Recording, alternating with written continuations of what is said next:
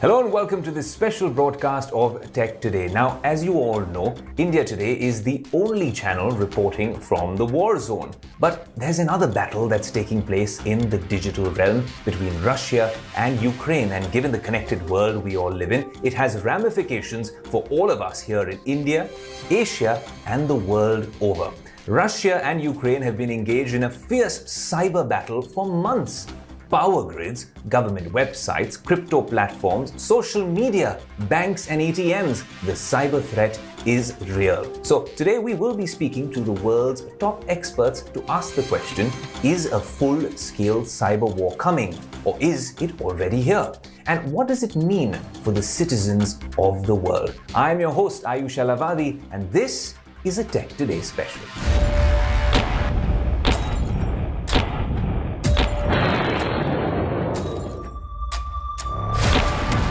Now, while the Russian army continues its assault on Ukraine, Ukrainians have been hit by multiple cyber attacks as well. Cyber attacks targeted at ordinary civilians and Ukrainian state-owned digital assets with the use of complex Viper malware and ransomware. Attacks which can wipe out all your data and cripple networks altogether. Here's a special report. President Putin is waging a hybrid war, and the latest escalation is in cyberspace with multiple cyber attacks.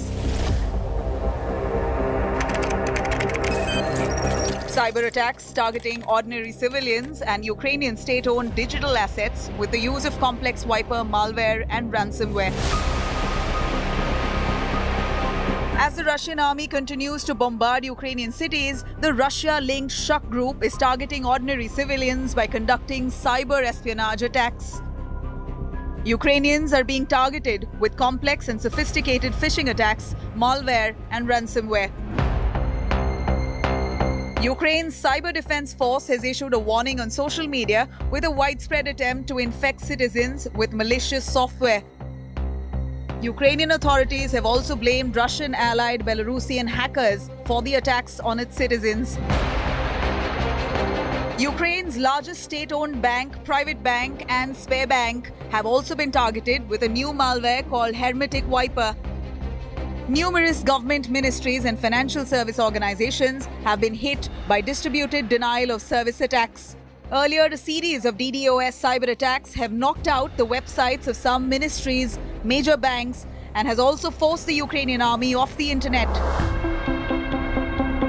In retaliation, Ukraine's State Service of Special Communications has launched an IT army of Ukraine to carry out cyber attacks on Russian targets. The ministry has said that as many as 400,000 hackers are now fighting online for Ukraine. Russia has also been hit by a spate of cyber attacks from the hackers collective Anonymous, which has declared cyber war on President Putin. Mr. Putin, the ongoing invasion of Ukraine has shown that your regime has no respect for human rights or the self-determination of your neighbors. Ukraine's cyber conflict with Russia is nothing new. Previously, in 2015 and 2016, hackers working under the orders of the Kremlin had caused power cuts to Ukrainian cities. Will this latest maneuver from President Putin's arsenal force Ukraine into submission, or will the siege of Kiev be a protracted affair? Only time shall tell. Now, petya, not petya, ransomware, malware, all of this can sound a little complicated and it sounds like tech lingo. So just to break it down and to dissect and analyze what exactly is happening in this cyber war between Russia and Ukraine, we have one of the world's top cybersecurity experts joining us, Mikko Hyppönen. Thanks so much for speaking to us. Thank you. Thanks for having me. Mikko, but this has happened before, right? I mean, in the situation in Georgia and also a few years ago in Crimea, we saw these denial of service attacks. And of course, we've seen Viper now. This is also the region from where back in the days in the cybersecurity world, we spoke about petya and not petya. This is not a region which is any stranger to any of these sort of cyber threats. That is correct. We've seen plenty of activity in all of the ex-Soviet states. Definitely from the organized crime gangs, but also from the governments. In fact, I would claim that Ukraine is one of the best countries in Europe in defending themselves against national or nation state sponsored cyber attacks, because they've been defending themselves against these attacks for basically 7 years now. However, what is something that we see for the very first time ever anywhere in the world, that there's an open conflict going on and the leadership of a country is asking civilians, outsiders, hackers and hacktivists to join the battle and to attack their targets. This is completely new. We're living in 2022 in an age of crypto, the metaverse, AR, AI, machine learning and stuff like that. And then we're talking about how systems can be crippled with DDoS attacks, how power grids can be stopped. We're talking about building smart cities around the world with EVs, how all of these infrastructure systems and supporting systems can actually be crippled with a piece of code. How exactly are the two nations battling it out when it comes to this sort of cyber modern warfare situation? You are correct. We are making ourselves more vulnerable by using technology and connectivity everywhere. And I'm saying this as the father of the Hyppönen law, which says that if it's smart, it's vulnerable. All the smart devices we're building, everything we're connecting to the internet, they bring us benefits, but they also make us more vulnerable. We are going towards a world where it's not only electricity grid, which we need everywhere, we also need the internet grid everywhere. And if it doesn't work, then our societies don't work.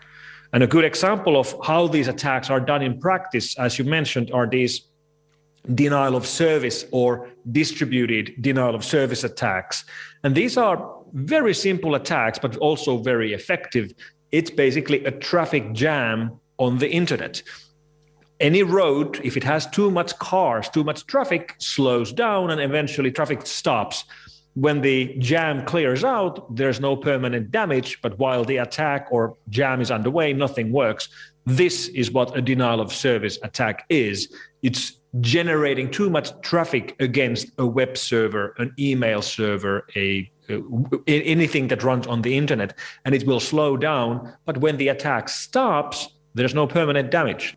Mikko, we live in this incredibly connected, globalized world where 5G is the talk of the town now, and everyone's talking about that even at events nowadays. It's all about how 5G is going to change things, the Internet of Things and stuff like that.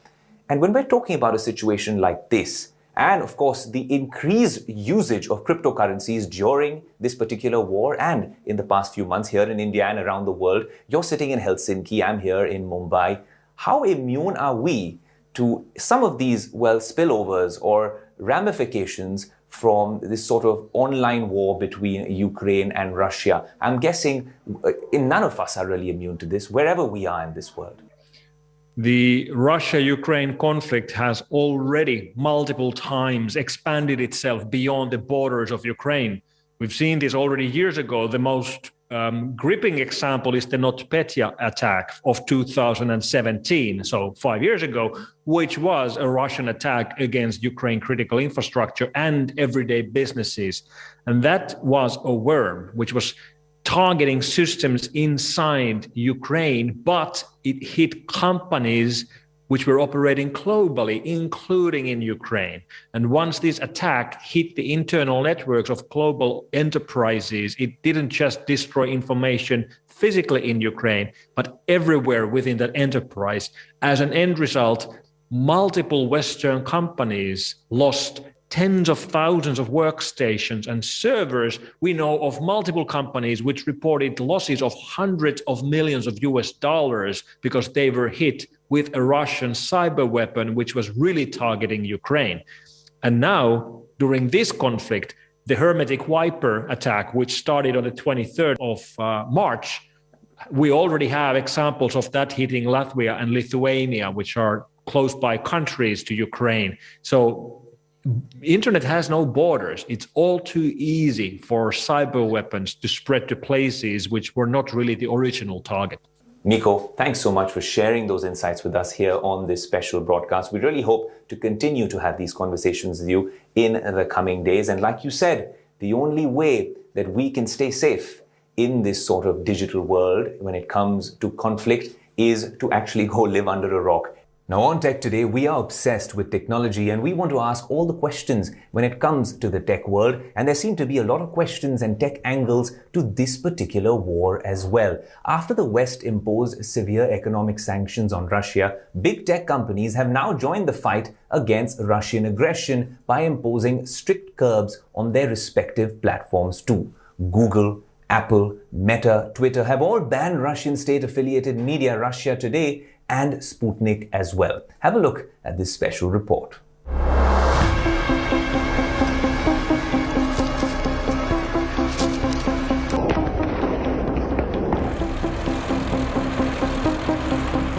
Russia's aggression in Ukraine was met by swift, severe and crippling sanctions from the United States, the United Kingdom and the European Union. Now, big tech giants are joining the fight against Russian aggression by updating their terms to do business with the country. The world's 5 leading tech companies, Google, Apple, Meta, Twitter, and Amazon, are imposing significant sanctions on Russia. Social media giants Meta, Twitter, ByteDance, TikTok have come under immense pressure to curb the spread of misinformation. Meta has removed access to Russia Today and Sputnik on both Facebook and Instagram.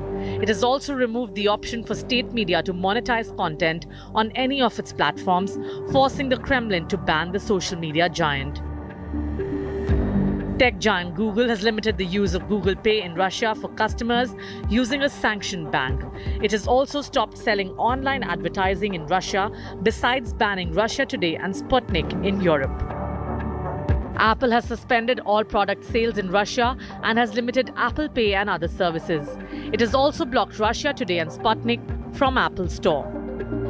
Twitter has restricted some users from Russia. Twitter is also complying with European Union sanctions on Russia's state-affiliated media, Russia Today and Sputnik.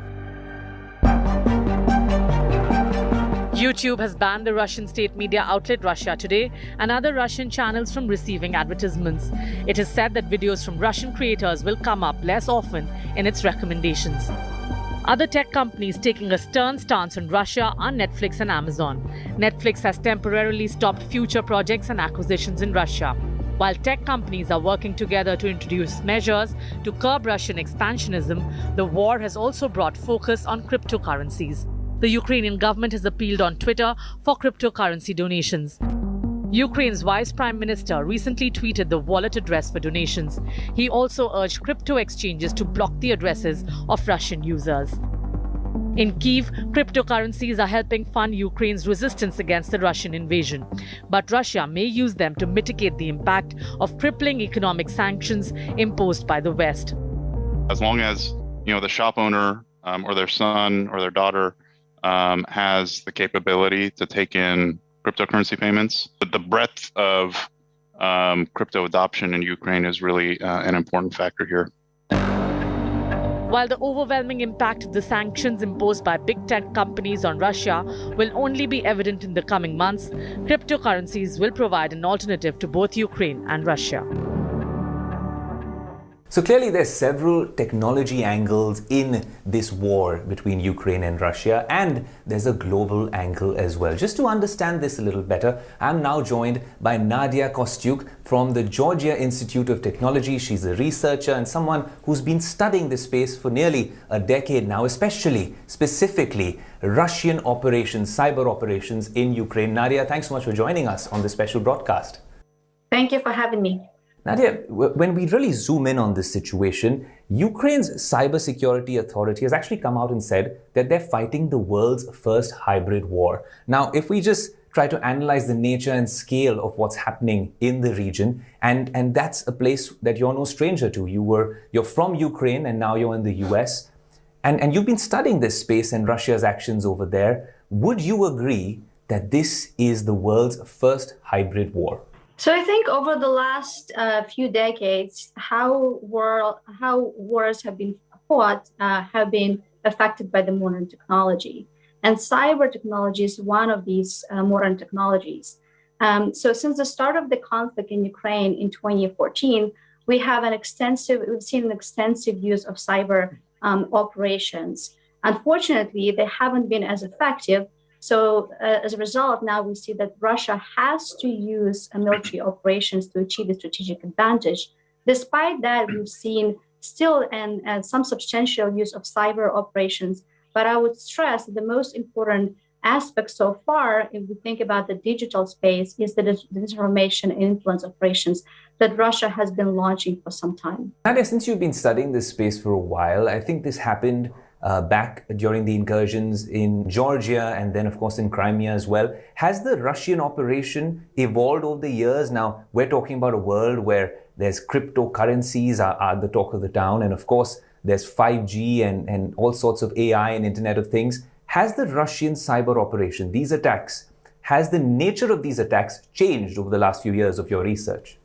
Absolutely. They are changing and they are amending, but it also depends on the target, right? If we think about sort of what we have in Ukraine or Georgia or other post-Soviet Union countries, the attacks are not as sophisticated as they are, for instance, against the US or any Western countries. And the reason they are not as sophisticated because the targets are not as sophisticated.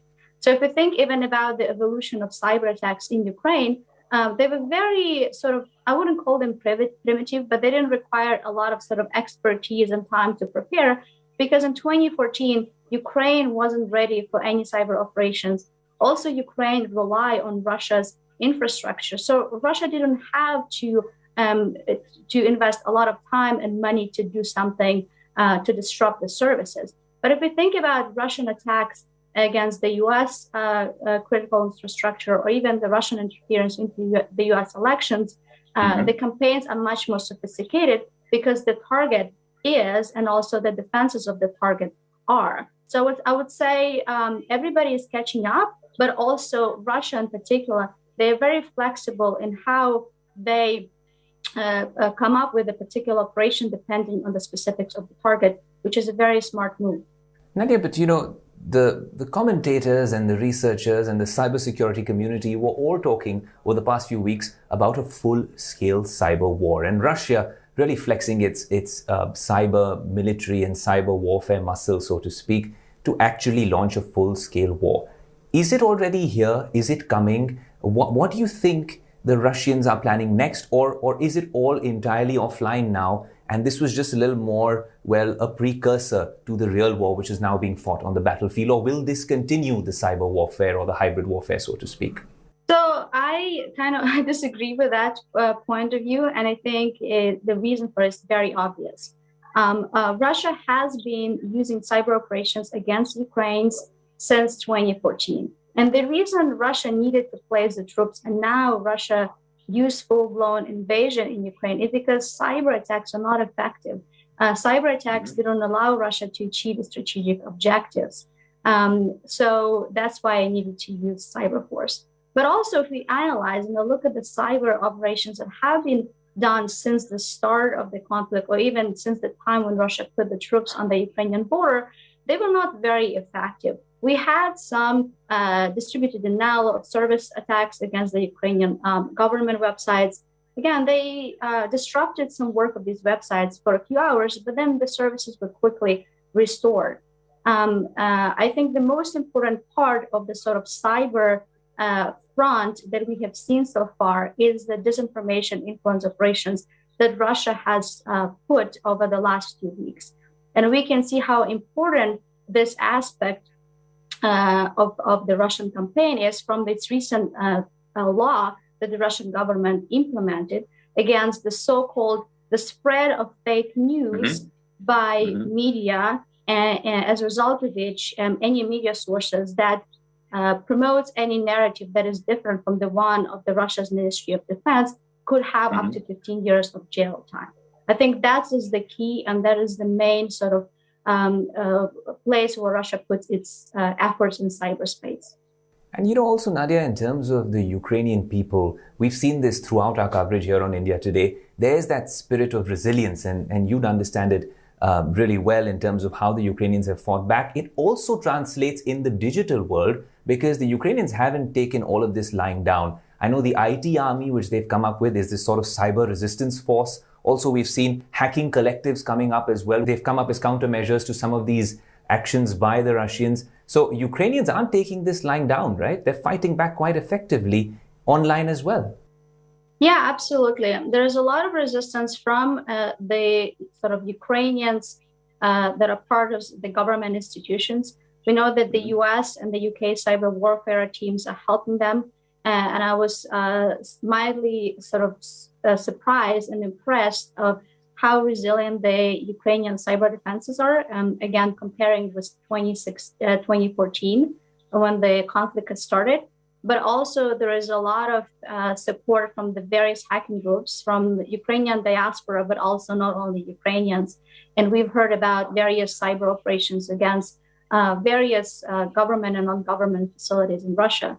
The only problem with these non-state attacks, the attacks by the hacking group, is that it's very hard in the cyberspace sort of to differentiate whether it's a non-state hacking group that is doing it or whether it's the government.